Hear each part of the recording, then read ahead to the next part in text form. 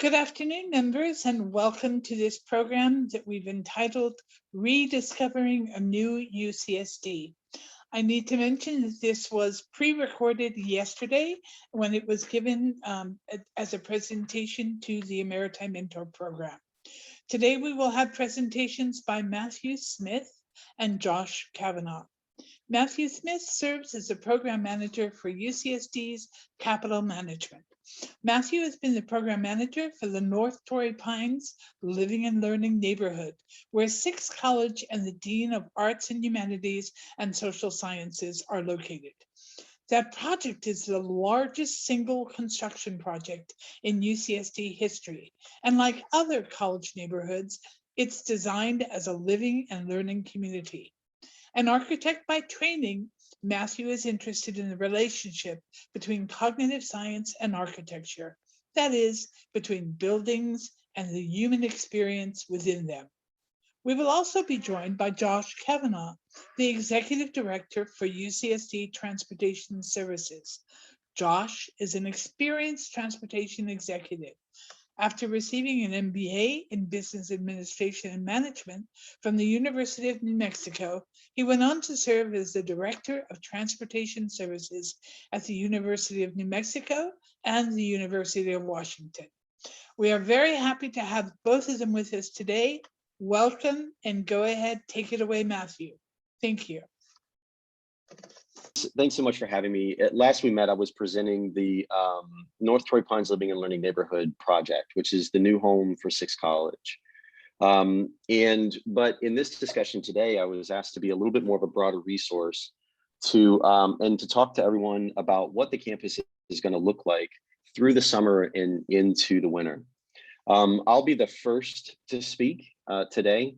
But we've also invited Josh Kavanaugh, who's the Director of Transportation Services, who can give a little bit more of an in-depth, and he can answer more questions than I about what mobility will look like on and throughout the campus. He'll probably be joining us at about 12:30.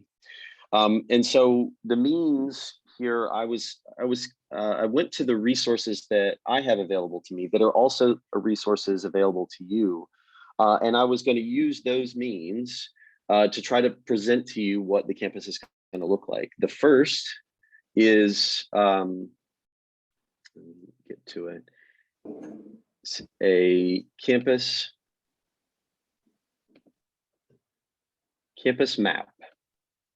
And this map will show us, and I'll slide to it. I'm gonna cut to, excuse me here. This map online, let me see if it gets to you. Okay, this map is online and I can send all these links out. Maps.ucsd.edu, and it's an interactive map. And what you can do is you can punch in where construction is going to occur. And so that's what I'm going to talk mostly about today, is what are the construction impacts that are going to continue to happen throughout the calendar year. And then also I'm going to show you a video that talks a little bit more about those projects. And then also, when we spoke last, we talked about accessibility. And I have a short video to show about accessibility as well. It's put together by Resource Management and Planning. And it talks about all of the ongoing upgrades associated with accessibility on campus. So through this map, I'm going to zoom in here. The big impacts that you're going to see through the summer and into the fall have to do with the regional transportation. There will continue to be work in and through Pepper Canyon, and that includes the new trolley, which will open November of 2021. It includes the amphitheater that will, there in Pepper Bowl is what it's sometimes called, right just to the east of Viz Arts. That will open summer of 2022. And then the yeah, as you go through, most of we will show you a video, or I will show you a video about the Pepper Canyon housing project that is currently on hold, and likely will not be complete until at least 2023 and 2024.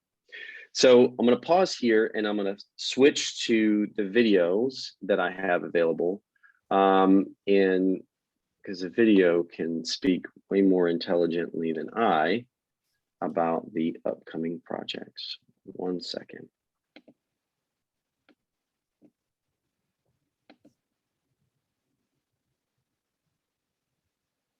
Okay.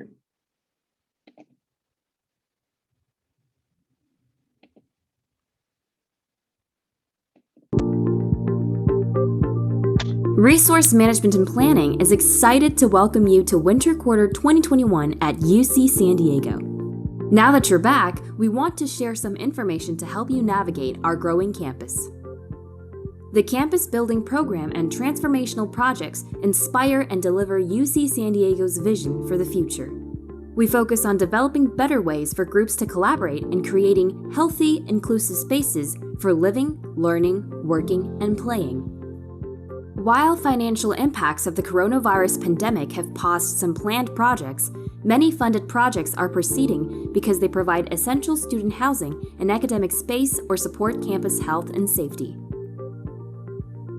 We recently opened the residential areas of North Torrey Pines Living and Learning Neighborhood and broke ground on the Theater District Living and Learning Neighborhood.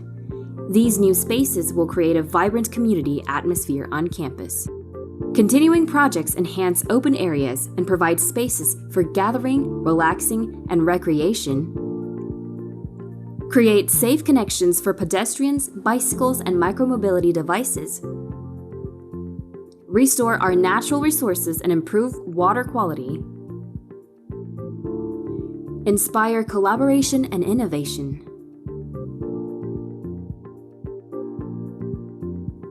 Create specialized space for instruction and research.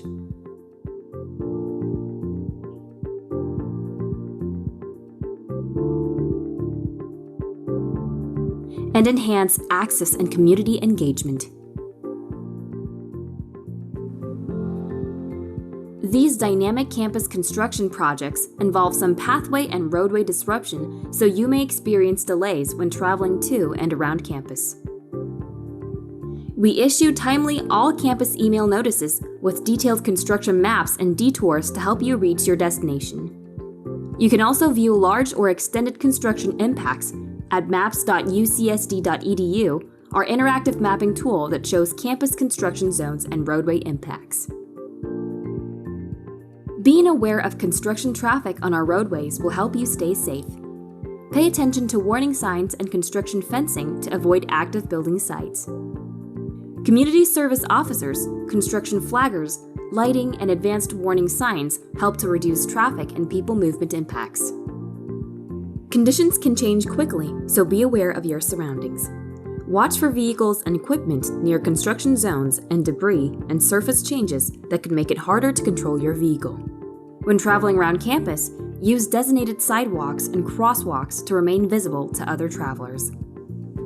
To minimize construction impacts during the last week of classes and finals week, we generally limit construction hours. If you have construction-related questions or concerns, you can complete our feedback form at constructionfeedback.ucsd.edu or email constructionfeedback@ucsd.edu.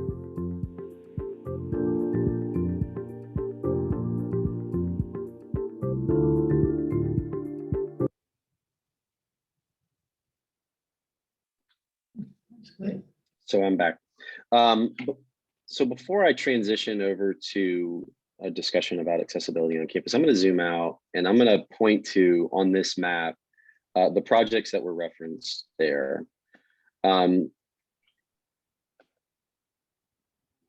So what was the future college living and learning neighborhood, now Theater District Living and Learning Neighborhood. I think that's going to be one of the most obvious impacts as well going on campus. It's in and around Theater District, and I don't know if you've been there recently, but it involves the reworking of the roadway, a reworking of the entrance. And I think that they have been able to complete that already, but if not, it'll be done by the end of this month. So that, if you sort of follow my hand here, so that the campus loop here will go down and around and through, instead of cutting through the two parking lots that are currently there in the southernmost Revelle College. That project will extend through 2023. The second project that I didn't mention before, and it's less impactful in its location, but it's a fantastic project worth noting, is the Franklin Antonio Hall project, which is up here close to Atkinson. I'm sort of moving my hand. That project, I believe, goes through spring of 2022. And then referenced but not discussed in that video is the reworking of Ridgewalk. So I'm going to zoom in a little bit here and come back to talk about this a little bit later, because I think there may be interest here, because this project impacts access to the faculty club. So there has been a public realm project that you'll hear us talk a lot in capital improvement and planning, talk a lot about public realm and public realm improvements. That's been a bit of a buzzword or a buzz phrase over the past few years. And from Galbraith all the way up to and through what is the North Torrey Pines Living and Learning Neighborhood it's a strictly public realm improvement project. They have completed up to, I believe, Muir College, but this area here where Sun God Lawn is extending through the Grove, and then up here where APNM is and connecting to Muir Lane, I think is going to be the biggest push that will occur through winter of 2022 is the current dates. The Housing, Dining, and Hospitality is going to take over dining operations or food service operations at the faculty club. And they plan to, at last I heard, they plan to open in the fall. So I'm going to zoom in a little bit just so we can see here.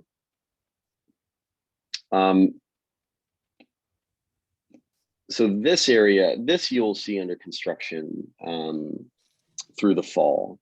And at the end, I can show you, the comparative plans between the existing faculty club and the new faculty club. The building itself, the facility will stay as is. There will be augmentation in and around here for micromobility and pedestrian paths.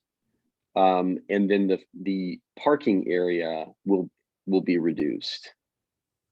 It will maintain the accessible parking there. And it's my understanding that the parking at the faculty club will be focused on faculty club parking instead of having A's and B's and the like. The North Torrey Pines Living and Learning Neighborhood with parking structure entrance here will be the primary parking in this part of the neighborhood. So before tomatoes start getting thrown, we can wait for Josh Kavanaugh can answer a few more questions on that when he gets on here. But I do have the plans if at the end there's hands raised and we want to take a look at what the plans are for this area, as I know the faculty club is of particular interest. There will be Q&A towards the end of this as well. I was planning on showing another video that is focused on accessibility and improving access throughout the campus. So unless there's a real need for me to stop, I'm going to transition to that video. I'm looking at you, Ann. Any questions, or are you good with me going forward to the video? Thumbs? Go ahead. Okay.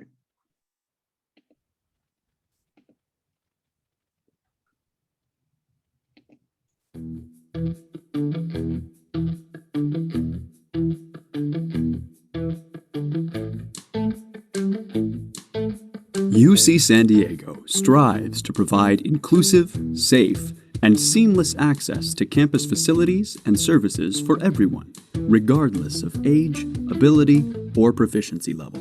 Ensuring accessibility is a core value for our built environment team. California requires all licensed architects to complete 5 hours of coursework related to ADA and/or California accessibility codes prior to each license renewal. This helps us understand how to meet the needs of those who experience disabilities.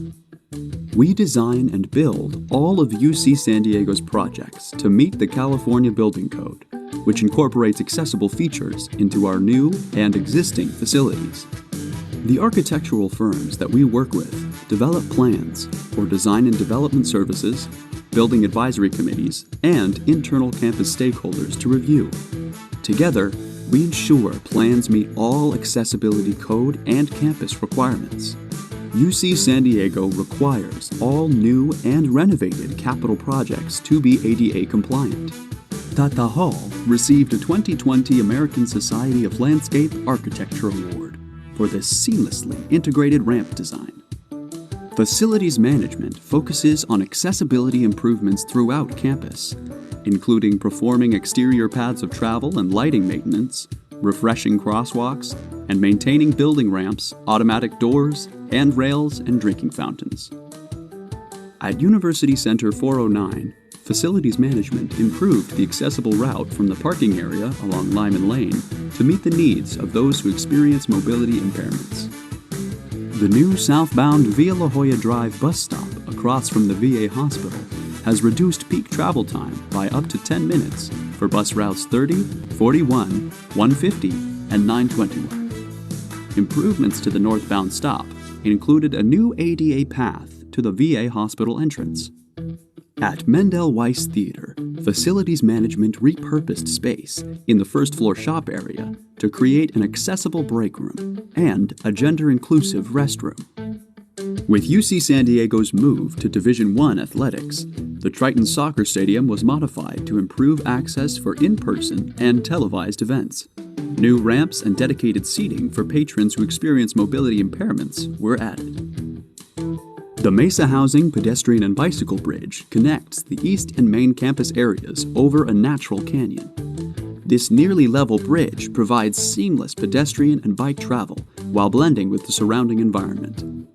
In 2020, this project received a San Diego Architectural Foundation Orchid Award for urban planning and an American Council of Engineering Companies of California Engineering Excellence Honor Award. Providing separate lanes for wheeled devices and pedestrians allows those walking near faster modes of transportation to feel safer. In response to the COVID-19 pandemic, campus leadership tasked the Facilities Management Lock Shop with installing at least one touchless entry for all campus core-funded buildings. Shop staff identified viable locations, concentrating on pre-existing ADA-compliant entrances with electrical hardware and door operators. In many cases, technicians simply replaced existing push pads with touchless switches. The team is now in the process of converting the remaining entrances to touchless entry from standard locking hardware, focusing on openings that allow for the most practical ADA compliance, such as those closest to access ramps. Transportation Services Triton Transit Mobility provides nearly 14,000 rides per year to individuals who experience permanent or temporary mobility impairments. Resource Management and Planning works closely with the Office for Students with Disabilities and Disability Counseling and Consulting to identify areas on campus that may present accessibility concerns. We work with Facilities Management to address these concerns. Together, we brought IRA to UC San Diego, an enhanced concierge wayfinding service that helps those who experience visual impairments navigate campus. Resource Management and Planning proudly supports ADA initiatives. we will continue to ensure that everyone has equal access to new and existing campus facilities.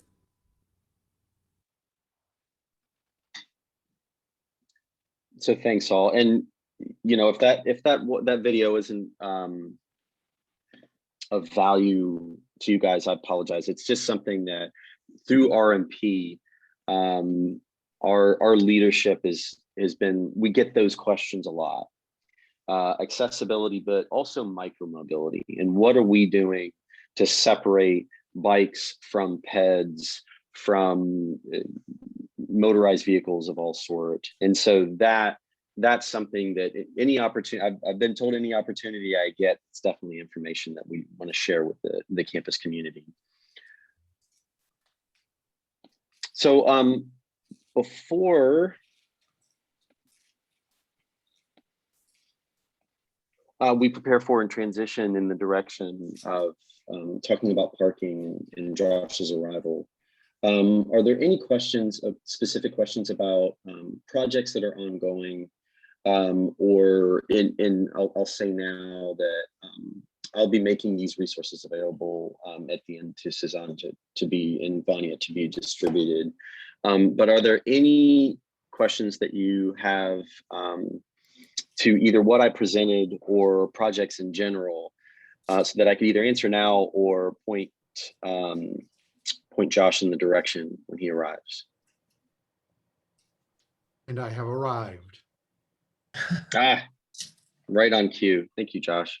We're going to do a quick Q&A on the projects that I presented, and then we're going to transition into transportation services. Are you good with that?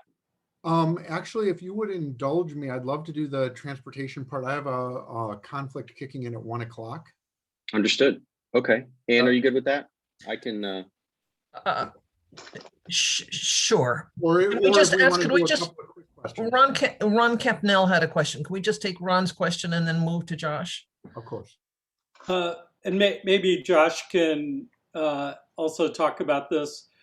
Concern I have is an aging driver being able to respond to bikes, pedestrians, but particularly these micro devices that are going, 10, 15, 20 miles an hour and running stop signs. It's getting to the point where some of these scooters and other devices are so fast that when students don't obey stop signs, then it creates problems having to jam on your brakes. So that's one question. And the other one I had was, I'm involved with a project that was impacted by the deed restrictions on certain parcels.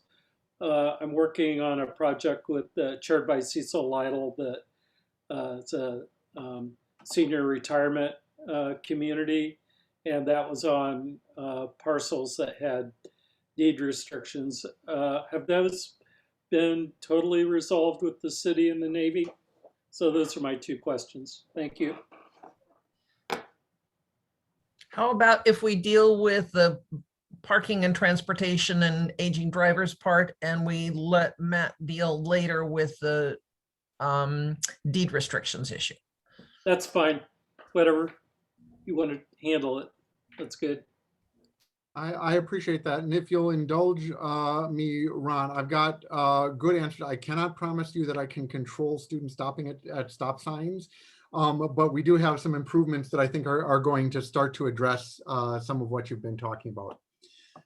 If it's okay with the group, I've got a number of things that I think will be of interest to you. I'm going to kind of motor on through them and do questions at the end. If there is something that requires clarification or just can't wait, please chime in. And I've got multiple monitors going here and cannot necessarily see raised hands on the deal. So, feel free to just break in as need be. I'm going to go ahead and share my screen if that's all right, just to illustrate a couple of things.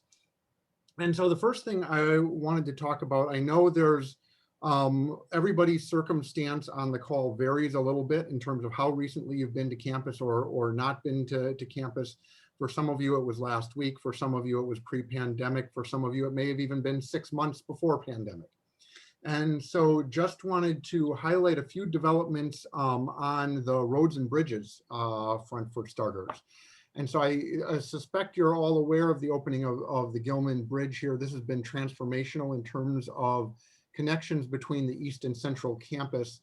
The closure of that preceded, or the opening of that preceded the closure of the Voigt Bridge, which we will be getting back in just a couple of weeks. And I could not be more excited about this reopening. And that follows on the realignment of Campus Point and Voigt Drives here. And so those of you who historically exited campus, maybe around peak traffic time out onto Genesee, know what a miserable experience that was in terms of the congestion and the queuing there. With this realignment, it is vastly improved. And by the way, we get a whole bunch of new bus facilities here, et cetera, to interact with the light rail station that's now spanning Campus Point Drive there as we come into campus. And then finally, not shown yet on our campus map because it is less than a week old, but we have the temporary and will become permanent realignment of Scholars Drive. So those of you who were on campus, whether it was all the time or just a bit, during Matt's amazing project at Torrey Pines Living Learning Neighborhood, we had to break the campus loop road in order to construct that project. And that was a really painful experience for us as a campus. I love the project. The juice was totally worth the squeeze on that one. But I am so happy to have Scholars reopened.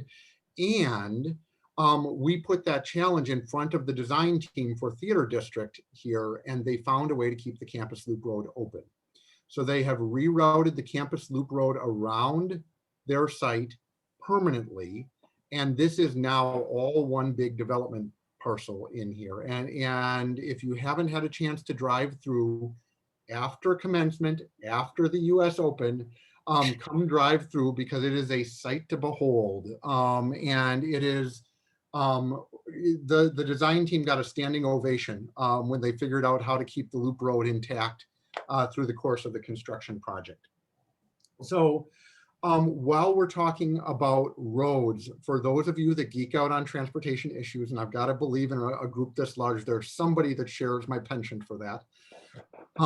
We have invested in smart signals for the campus. We've got the software now to drive all of the campus traffic signals, and are in the process of, we're not quite there yet, but we are in the process of activating adaptive signals for the campus that will actively talk to the signals on Torrey Pines Road, on Regents Road, on La Jolla Village Drive. And so as traffic conditions evolve throughout the day, thanks to investments by the campus, the signals on those arterials will adjust and help keep traffic moving, and the signals on campus will adjust to the signals surrounding the campus. So things are going to be getting a whole lot better in terms of traffic flow in the very near future. So there's an old saying about never let a good crisis go to waste. I don't know the origins, but I use it very often. And COVID has certainly been one of those cases. And so we have been thinking about how we serve the campus population and the surrounding neighborhood differently during that. Campus curbside is one example of that. And so this is what was the Commuter and Visitor Information Center as you come in on Gilman at Osler Drive. Budget impacts with COVID, but also distancing and impacts have driven us to closing all of our bricks and mortar storefronts for transportation services, which was a big transition. Historically, we had as many as 4 different storefronts going at any particular time. We've repurposed the one down at Osler to be a consolidated pickup and drop off location for the campus. And so whether it is a parking permit or a bookstore order or records that have been requested through Public Records Administration, or a course pack that's been requested through imprints. There is the option to have those dropped at campus curbside and then delivered to your vehicle. You never need to get out your vehicle. You pull into one of the designated spaces in the parking structure, call the number from your cell phone, and we will bring that package out to you at your vehicle. Of course, during COVID, with a masked employee, reaching out to maintain social distance as they hand you your package. So this is something that we believe is not only a smart mitigation during COVID, but is just a good service enhancement. And so we will be preserving campus curbside as we go into the coming quarter, and are working with more campus departments to expand the options that we have available there. So I want to come back and talk about parking for just a moment. So I didn't get a chance to preview Matt's show and tell of North Torrey Pines Living and Learning Neighborhood, but that parking garage, if you will forgive me, is a sexy parking garage. I just think it's beautiful. The clearances, especially up in the top levels, the bright white, the color in there, the parking guidance system that we have in there, and that is the new standard for parking garages on campus. In fact, it is that or better that we are driving to now. And so that is one of the great new facilities there, with about 1,200 stalls at North Torrey Pines. Down at the theater district, we're doing another 1,165 space underground parking structure there. By the way, these are our first subterranean parking facilities that we've constructed on the campus. And I wanted to highlight that has been a learning curve for the campus, but we're making some great decisions around it. And so we've worked, and Matt was a part of this at North Torrey Pines with the ITS group on campus, to make sure that we have cell phone access in these subterranean garages. It's an important part of how we sell parking these days, but it's also just a basic safety and security function now for folks. The other day I was driving past someone broken down on the side of the highway, and you remember, and I remember, when we always pulled over to help somebody that was broken down on the side of the highway. That doesn't happen anymore because everyone's got their cell phone with them. And it's the same for safety and security events that folks may have out in the field. And so we want to make sure that none of our garages have black holes in them. And we've got what's referred to as distributed antenna systems placed in North Torrey Pines now. It's going into the theater district. We're getting ready to retrofit Torrey Pines Center South, and it's part of the design spec for all future parking garages on campus. That distributed antenna system means that every cell carrier has access within the parking garage, right? Every space, every carrier. So the other thing that we're doing, in addition to constructing new parking, and we're just getting started on the new parking construction, but is making sure that we are upgrading all of our existing parking facilities on campus, starting with those that are visitor-centric parking facilities. And so this is a shot, and this isn't the sexiest shot, but it's the one I had, of the Gilman parking structure. And if you look in here, white everywhere throughout, brand new high lumens and also energy efficient lighting throughout the parking structure. If we zoom in a touch, we've got parking guidance systems installed in Gilman parking structure now, just like we have at Osler and at North Torrey Pines. We're also in the process of retrofitting the Hopkins parking structure with this same level.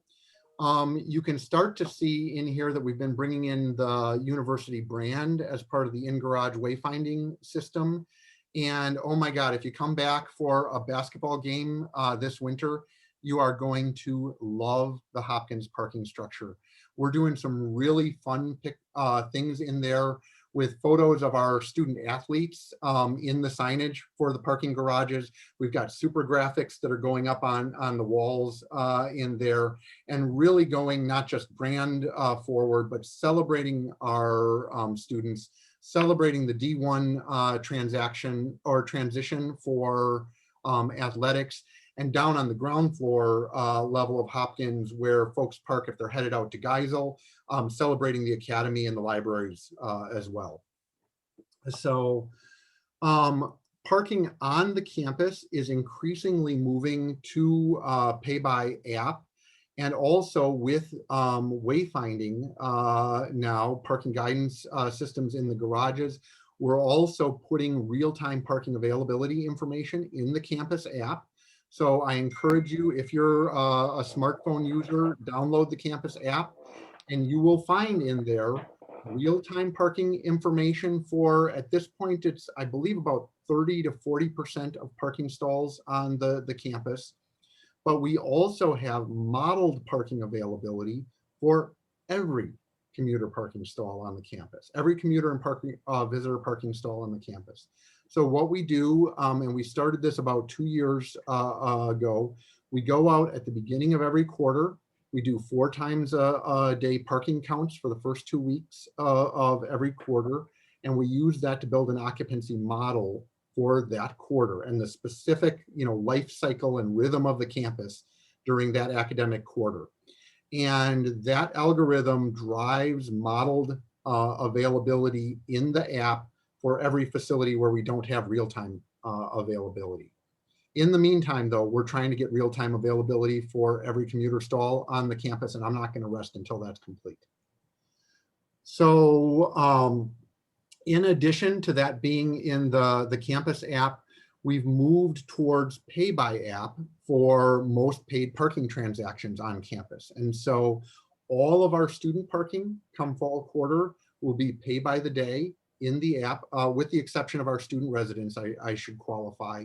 What we're trying to do is, instead of buying an annual or a quarterly permit that's sort of an all-you-can-eat buffet of parking, and believe me, I love all-you-can-eat buffets, but it is not the way that we should be selling parking to people.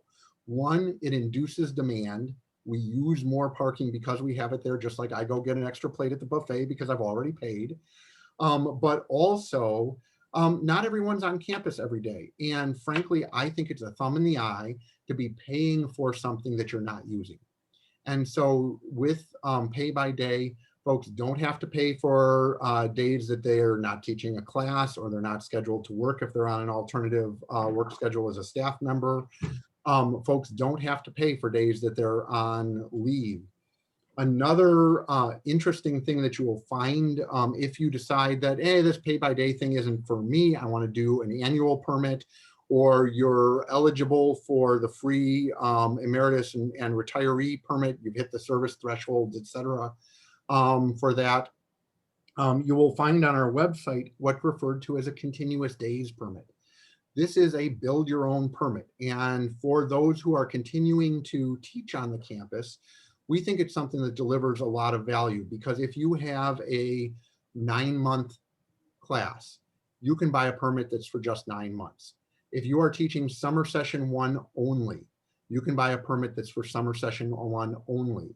If you're teaching fall quarter, but your class will only meet in person, and then instead of an exam, you've got papers turned in early, you don't want to pay for those last couple of weeks, your permit will stop early and you don't have to pay for it. Now, how does all of this work in addition to, cool computer stuff, in the cloud? It works because we virtualized parking permits. And so in almost all cases, there is no longer a little plastic hang tag that you put on your rear view mirror. Your license plate or plates, if you have multiple vehicles, act as your permit. And so when you come to campus, the parking officer driving around scans your license plate, says this person has a permit today, they're good to go, easy peasy. No plastic waste, no printing, no forgetting the permit in the other car, no returning your rental car and leaving the permit in it, as I did not too long ago. It is just so much easier for folks. And that's what we want to be. We want to be the easy department to deal with. And I know that's not the legacy of parking at UC San Diego, but it's the future of parking at UC San Diego. So I wanted to talk about public transit really briefly. It would be very rare that y'all would purchase a transit pass directly from Transportation Services, but I wanted to remind you all that you qualify in almost all cases for either the senior or Medicare or disability parking pass, or not parking, transit passes from MTS, and they are a screaming deal. They are dirt cheap. I want to say they're on the order of like $23 a month or something like that. I really encourage it as a way to get around, especially with the trolley coming to campus. So, and speaking of the trolley, I'd like to talk briefly about our, well, actually, let's go back to the pass purchase process really briefly for parking. I mentioned earlier that COVID has driven us to virtualize a lot of our service transactions. And frankly, we're going to stay there. As part of helping support space efficiency on the campus, reducing operating costs and keeping parking as affordable as we can for folks on campus, we're doing 100% virtual service. So if you want to buy a permit, it's not like coming into the, and I see your question, Jake, I will come right back to it. The days of old when you would come into the Gilman parking office and stand in line, it can all be taken care of online. If you're not comfortable online for any reason, give us a call. We'll help you out over the phone with it, and are super happy to do that. So it all starts with an email to us, even for your emeritus permit, no cost transaction. Email us to start that off. Just send us your vehicle information, name and other stuff on there. If we need anything else, we'll call you back to get it taken care of. But we can do that 100% remotely for you. You don't need to come in, stand in line, especially while we've still got distancing considerations, but it should just be one less headache to deal with. We'll work with you.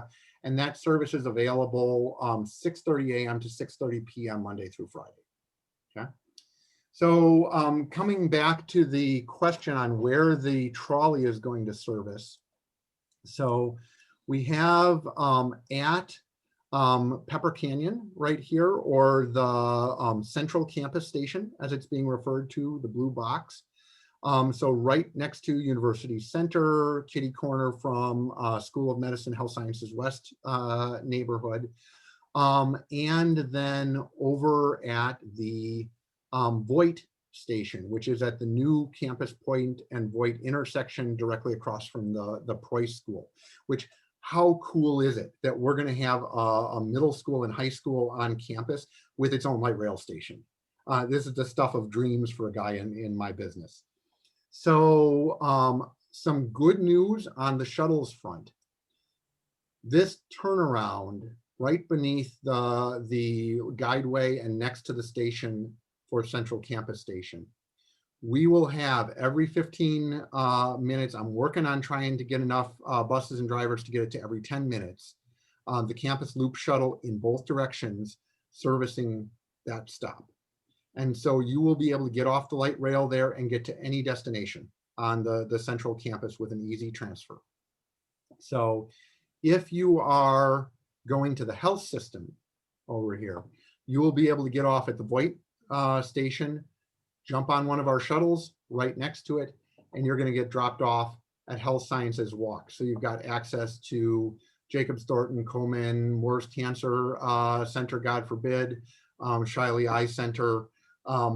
And so really good shuttle connectivity with the LRT stations, which is again, something that, as a transit guy, I geek out on. In addition, we are working on, we're not quite there yet, but working on SIO shuttle connectivity at the Gilman Transit Center. And so in addition to servicing the Gilman corridor, and we've been bringing the SIO shuttle into Mandeville Loop up here for a while, we're going to try to bring that all the way up to the Gilman Transit Center so that there's a short walking connection with the Central Campus LRT station. And with that, you're going to be able to ride down to Caroline's. Those of you who maintain offices down at SIO are going to be able to ride down to your offices. If you're coming in to volunteer at the aquarium or just to enjoy it, you're going to have a direct connection there as well. I invite you all to come ride our shuttles as Emeriti. You probably aren't in the campus health screening app as Emeriti or retirees. Don't worry about it. You will see on the shuttle as you're boarding, you've got to go through the screening app right now in order to ride the shuttle. Don't sweat it. Show your emeritus or retiree ID and tell the driver, I do not have any COVID symptoms today. Good enough. We're doing verbal screening for folks that don't have access to the screening app. I also wanted to share that even though standards are relaxing for masking, et cetera, in California, especially a big new change coming up on the 15th, the TSA has mandated masks on transit through September 13th. And as somebody with a lot of immunocompromised folks in the family, I am super, super grateful for that. I just want you all to be aware of that expectation when you're on campus and riding campus transit, or if you're taking MTS. There is an expectation that you wear your mask, and we expect that to be in place at least until September 13th. So a couple other cool things. I know that in the past, there has been interest for retirees in accessing, real-time shuttle information available online and in the app as well. There's been interest in things like the Pedal Club. Well, Pedal Club doesn't exist anymore in its historic form. A lot of the mode-specific incentive programs that we had to go away. And it was for a couple of reasons. One, it was a management nightmare, and there was some baked in inequity among the various modes and the incentives that were offered for them. So what we've done, we've brought it all together in a harmonized platform. And one of the good things for that, as retirees, I believe you are all still in SSO, the credentials to be able to log on to the system. And that means you have access to Triton Commuter Club. Now, for those of you who aren't on campus regularly, it may not be something that is of interest, but through Triton Commuter Club, you are able to log alternative mode trips to campus and get rewards for doing that. That includes discounted parking. It includes drawings that we do for bookstore gift certificates, and we even give away an e-bike every quarter. And chances to get other, swag and goodies. We also have our rider rewards program. Those of you that ride bikes, thank you for doing that. You can now get a sticker for your helmet, and that sticker is going to get you 10% off your purchase at the bookstore on Fridays. It gets you 10% off everything at Campus Bike and Skate. You can get 8% off an electric bike at San Diego Fly Rides. And we will have a growing list of merchants participating in the program. This is something that we're making available to everyone. You don't even have to be a Triton by affiliation in it. If you're a Triton in spirit, all those members of your family, your neighbors, etc., invite them to come and join. We're delighted to invite them into the program and have them out there and riding in the community. We are trying to make riding safer on campus. And so back to the question of some of those motor vehicle conflicts, these are our first, not just horizontally, but vertically separated bikeways on the campus. And this is the way of the future for the campus. Through Voigt Dip here, where speeds were a little bit high, we were pretty dense with the delineators on here.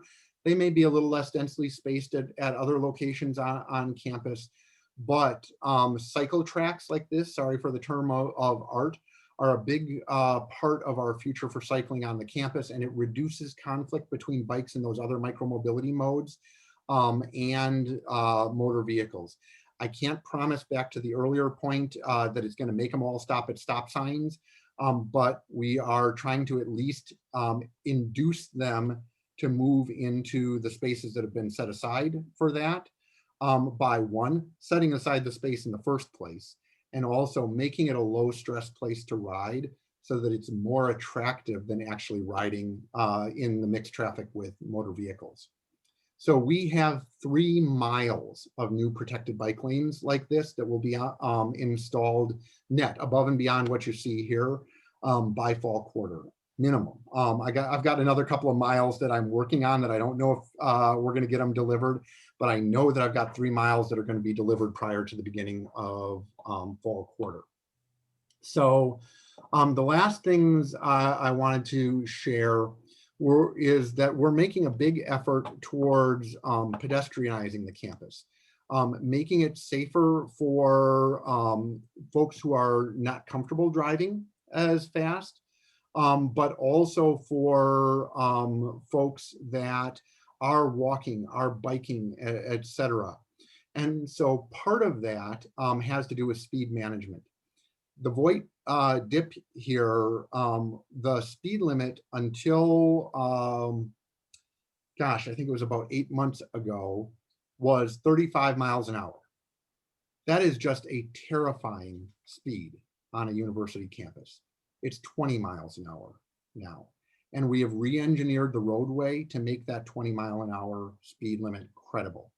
We're doing the same thing across the campus. Gilman Transit Center there in University Center was also, I believe, 30 miles an hour through there, down to now 20 miles an hour. Next to the VA, it's still 35. We're going to bring that down to 20 miles an hour. And so this is part of a trend across campus.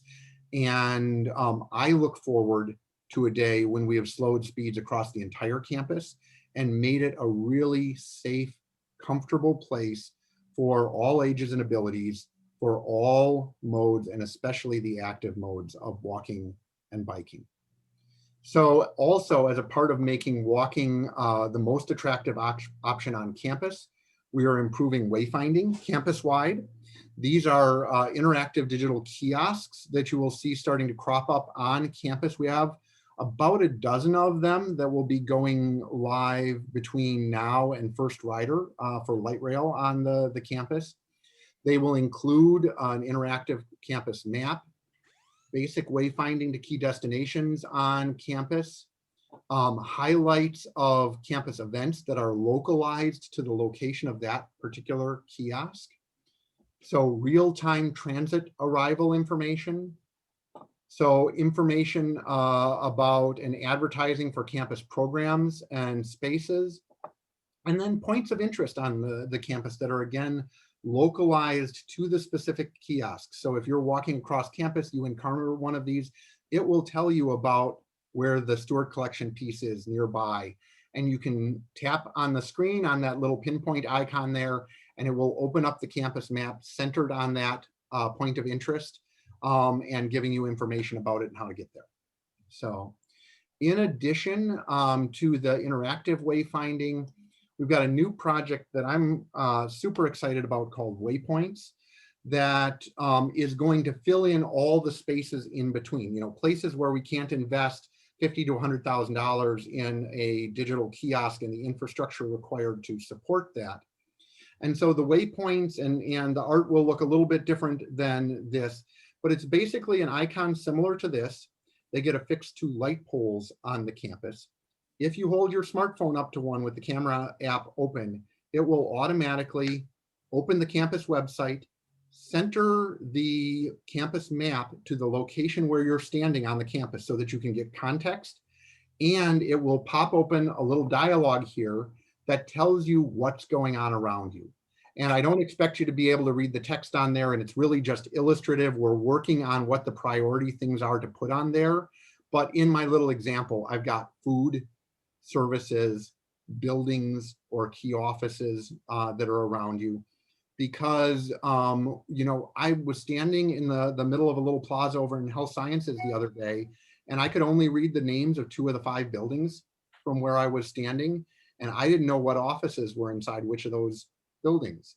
So if I was trying to go meet VC Brenner, I was going to have to rely on tribal knowledge to find my way over there, because his office, it doesn't say David's office on the side of one of the buildings. And I would have had to muddle my way over.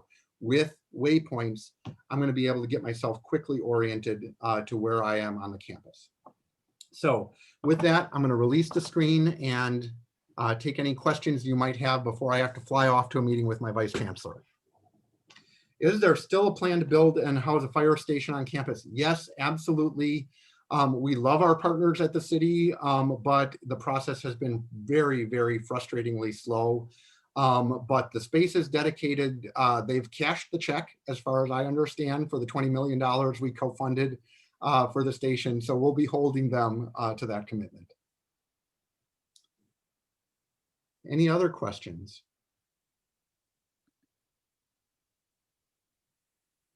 I just want to really thank you for the chance to come visit with you today. Yes, Jake, the fire station is going to be north of the loop right in front of the Spanos athletic facility up there, North Point driveway. So just north of that, access off of Genesee, not coming through the campus.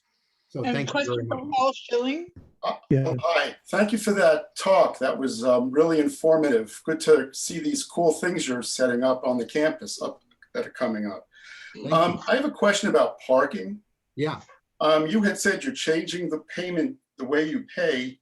So I have a question about, are you going to be doing away with the machines where you pay? So you have to pay on your cell phone using the app? Is that going to be the policy? No. We are not doing away with the machines, but we are deploying less of the machines because more people are purchasing through the app. We don't have to have as many machines out there to avoid lines at them. So instead of putting 6 of them in a parking garage, 1 on every level or 2 on every level, we might put in 1 or 2 for the entire garage, knowing that 80 or 90% of the visitors that are parking there are going to use the app versus use the machine. Okay, so there'll still be that option, is what you're saying. There will still be that option. I will say that we have gone during COVID to cash light. Some parts of the campus have gone to cashless, and portions of the parking system will go to cashless, where we want you to use your credit or debit card if you're interacting with the machine, as opposed to putting cash in it. We are still keeping a few options for cash on the campus, because I realize that's still the comfort mode for some folks.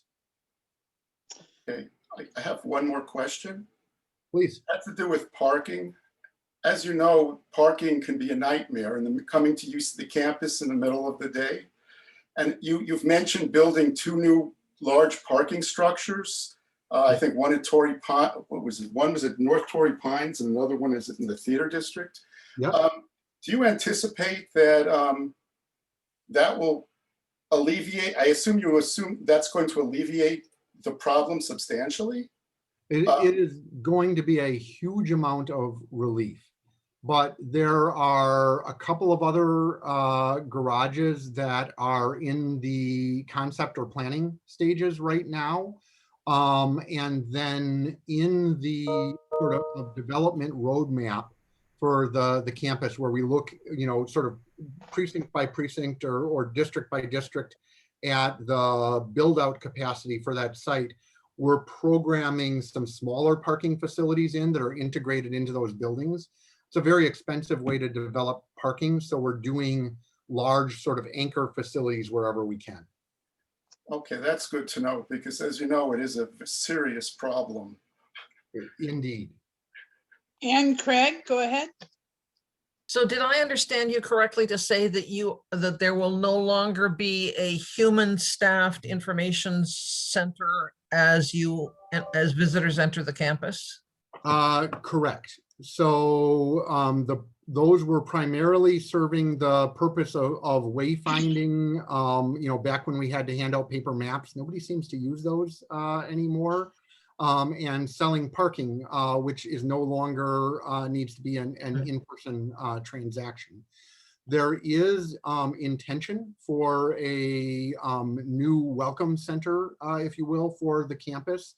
It's programmed for the moment, at least, in the Triton Pavilion sort of complex.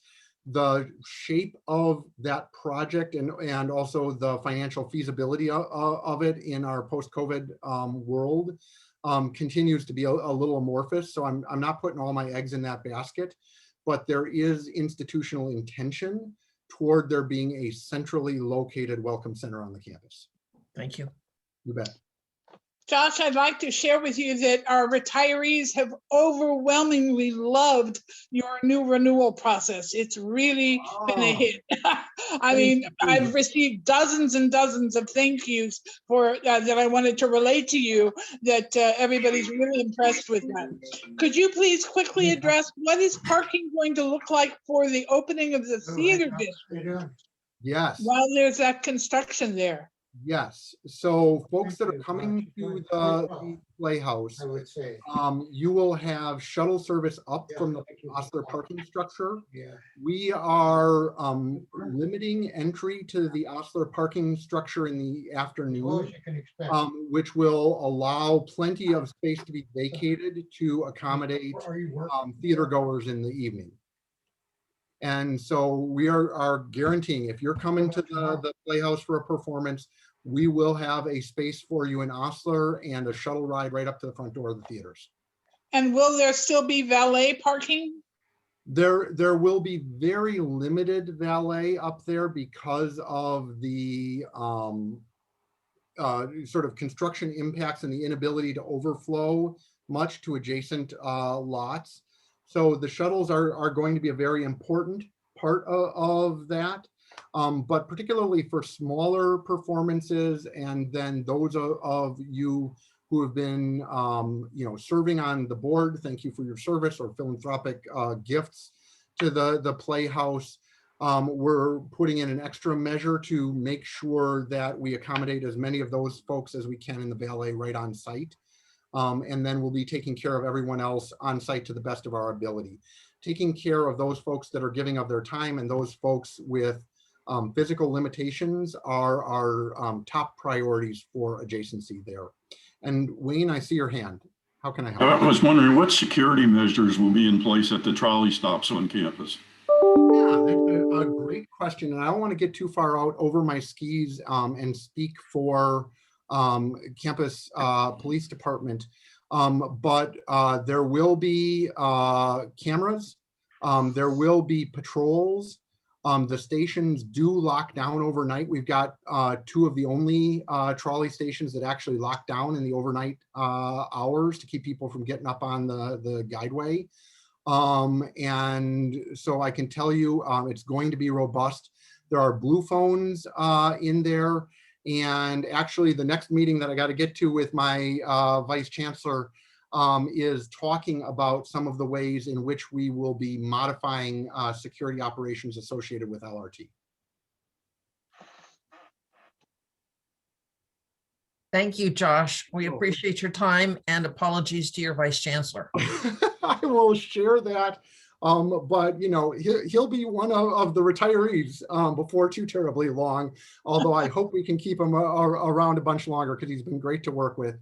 And so I know he appreciates the investment of time with y'all. So thank you very much. And if you have additional questions, I don't have it on the screen, but a really easy email address to remember, joshk@ucsd.edu. Shoot me a note and I will help you out in any way I can. Thanks, gang. Thank you. See you, Josh. So Matt, the ball is back in your court. Are there questions for Matt about the design or new projects or anything other than parking? Henry, Was it you that had the question about the real estate office and entitlements? No, that was Ron Kempnell. Okay, I'll try to get to that. Go ahead, Henry, with your question. Harry. Go ahead, Harry Pohl.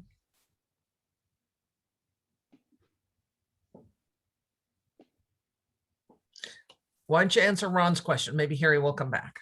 I think. Yeah, Harry- go ahead. I wish that I could. I can't speak intelligently to the state of the entitlements. If you would like to reach out to me direct at m4smith@ucsd.edu, I can put you in touch with a colleague at the real estate office that can probably give you the most current information. Okay, thanks, Matt. I had a question sure. about, the area where all the new graduate, Villa Nueva area with the new graduate student housing. There's some older two-story apartments, I think, that eventually, it's over by Miramar Road. Could you talk about when those might be?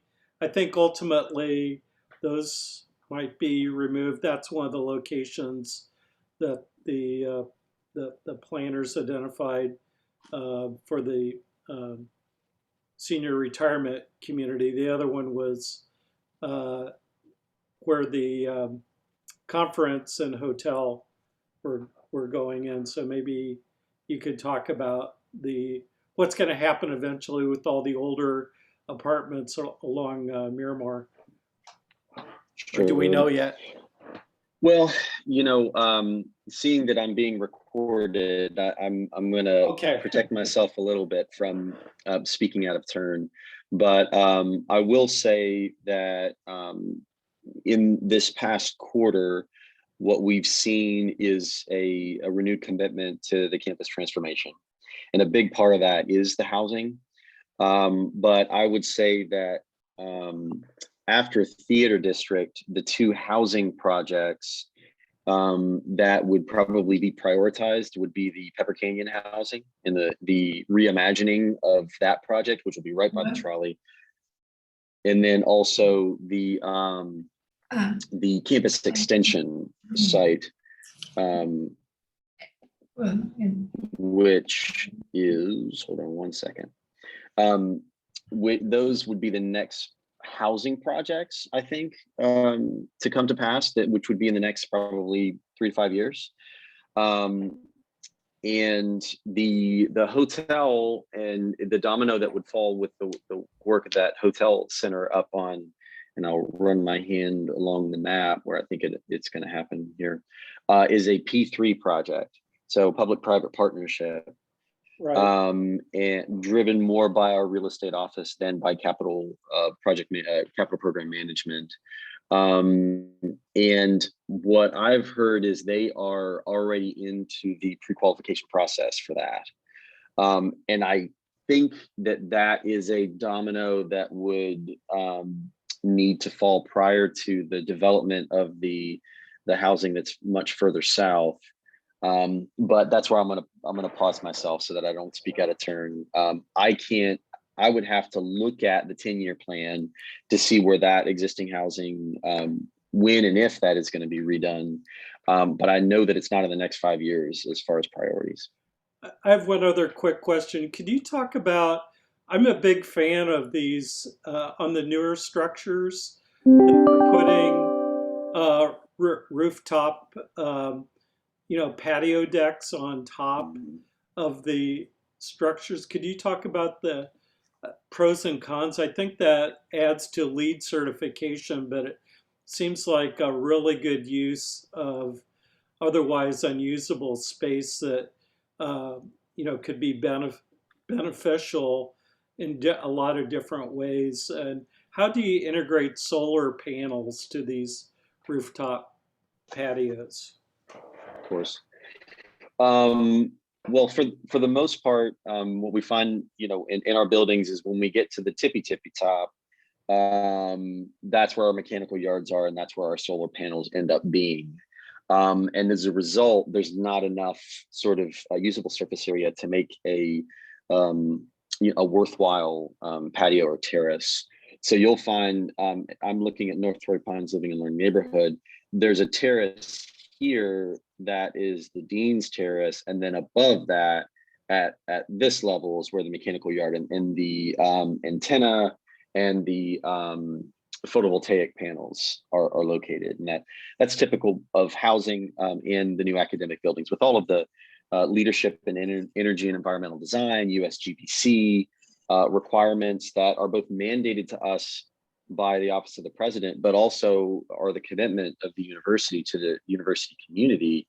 You're going to see a lot more photovoltaics. And so where we lose space to photovoltaics, we find another place to gain space for terraces and outdoor spaces that are part of the buildings. This example here I've pulled up is at North Torrey Pines Living and Learning Neighborhood. I'm standing on the Social Sciences Public Engagement Building terrace, looking south at the Arts and Humanities terrace that's here that's at the 5th level. So where my hand is the 10th level, and then this is the 5th level. And there are also other moments throughout this building and then throughout the neighborhood where there are terraces that are sort of semi-private. And, from a design standpoint, what we're going to see and what we are seeing is much more of a dense and more sort of urban feel to newer developments on campus. And as a result, the ground plane or the outdoor space, the space that you can enjoy that is lost at the footprint of the building is raised and is part of a sort of semi-private public space. That design concept you'll see at Triton Pavilion, at Theater District, at Design and Innovation, and it just in general, it's to answer the question of when we lose all of this great open space. How do we continue to enjoy San Diego? And you'll start to see much more of this type of design intervention where there's terraces. Can we recapture any rooftop space from older buildings? Is that being considered at all? Is that a possibility or not? Yes, we can. But the investment that would be required in some cases is not doesn't work out. There are some existing spaces that could be lovely terraces, but from an accessibility standpoint and a fire life safety standpoint, the way that we would have to augment the space, it's not a great investment.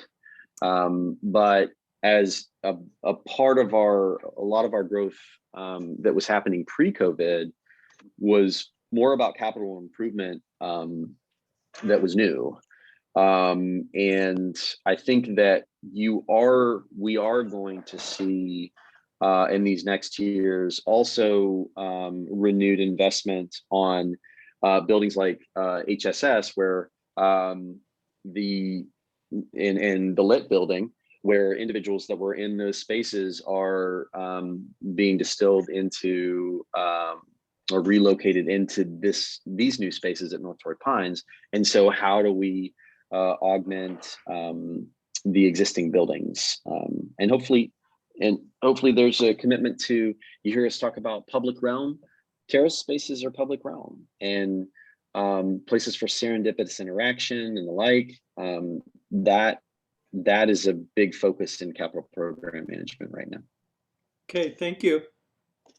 Matthew, can you share with us? We know that the Triton Pavilion was put on hold, but when is that planned to move forward again? How many years out? That's a tough one. Again, it was put on hold during COVID. But I do know that there is currently a plan. There's planning underway on how to sort of revision what Triton Pavilion is as far programmatically. And the campus extension, the UNEX program will likely not be a key part of the Triton Pavilion program any longer. And so, you know, as the space then, as that program goes, so shrinks the space, and so is sort of the place where we are in revisioning what Triton Pavilion could be. It continues to be a priority project, but you know, I could imagine the design portion continuing within this calendar year. But when we break ground and when we think that we would actually realize the Triton Pavilion project on campus, I can't put a pin in that one just yet. But I do know the cost of construction right now is pretty volatile. And so going into construction, I would think within this calendar year is highly unlikely. Thank you. Just wanted to chime in with the question from Professor Pohl. He lost his audio access, but his question was, he wanted to hear why we cannot have a pedestrian bridge over Gilman in the area near the credit union, near the VA, as pedestrians are held up for very long times waiting for the lights to change. And it has been an inconvenience not to have those bridges. Well, I wish I could speak intelligently to that. That would have to be a question for one of my colleagues at planning. I know that it's been considered, but it was not part where it could have happened would have been through the Triton Pavilion project. And so it may be brought to bear in that project, especially because that project is intent on being taking that quad, let me zoom in, of campus and making it as completely pedestrian as possible. So it is a possibility that a bridge that crosses Gilman is an element of that project. I haven't seen it yet. Thank you.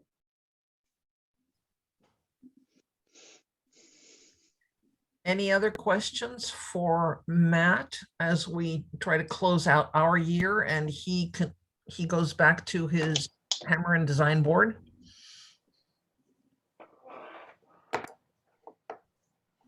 I just wanted to bring up extension. I'm aware is definitely going off campus. It's being split to two different areas. Osher's going across the street. What's the brewery that's blanking out on the name of the brewery that's directly across? The Rock Bottom site? Yeah, Rock Bottom. And then I think the foreign language program is going even further, maybe to the, Extension as another off-campus site. I think they're going to that. Yeah, off 805. So Extension is definitely going to be moving. They won't be on campus anymore directly. So. They have a building downtown as well. Extension does on the cross line. Yeah. Yeah, that's new, but for the existing presence on campus, that they're leaving for the new dorms that Matt mentioned.